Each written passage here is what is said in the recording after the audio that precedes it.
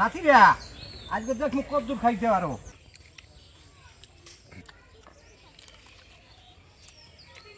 নানের পাটায় পাটা চাউলের গুঁড়ি পিঠা খাইতে কিন্তু সেই স্বাদ। দর্শক, মামার খামারের সাদা হাঁস নানি বানাইবে চিতই পিঠা, আজকে খাইতে জম্মের মজা হইব। ডিসেম্বর মাস মানে স্কুল বন্ধ, নানা বেড়াইয়ে ভরপুর খাওন। হাঁসের গোস্ত রান্ধার লাগে প্রথমে সয়াবিন তেল, প্রথমে হাঁসের গোস্ত তেলের উপর ভাজতে নেব।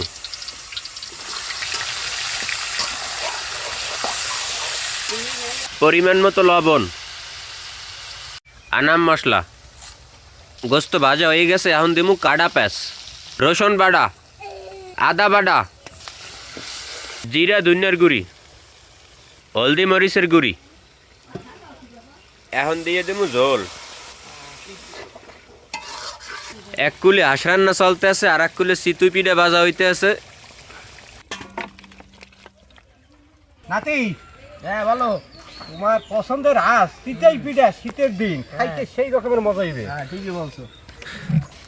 নাতিরা আজকে দেখ মুখ কদ্দুর খাইতে পারো। তুমি দাও জায়গায় হইয়া থাকুন খাইয়া। হ্যাঁ খান যাই কদ্দুর খাইতে হ্যাঁ পারো। দেখা যাইবে এনে।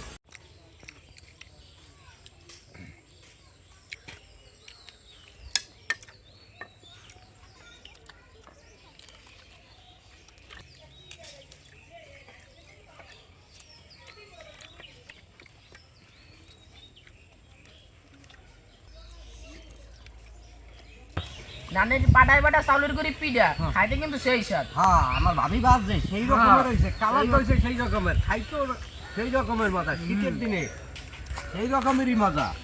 চাচা মিয়া যে আজকে খাওয়াটা কেমন হয়েছে? আরে বেটা পুরো ফাটাফাটি খাও না, যে শীতের ভিতরে হাঁস আর শীতের পিঠা না পছন্দ করে কিনা। আমার নানির আছে মজা না হইয়া পারে। এই, আমার নানির পাক বলে সবচেয়ে বেশি সেরা। আমার নানির বাগ পুরো 100-100।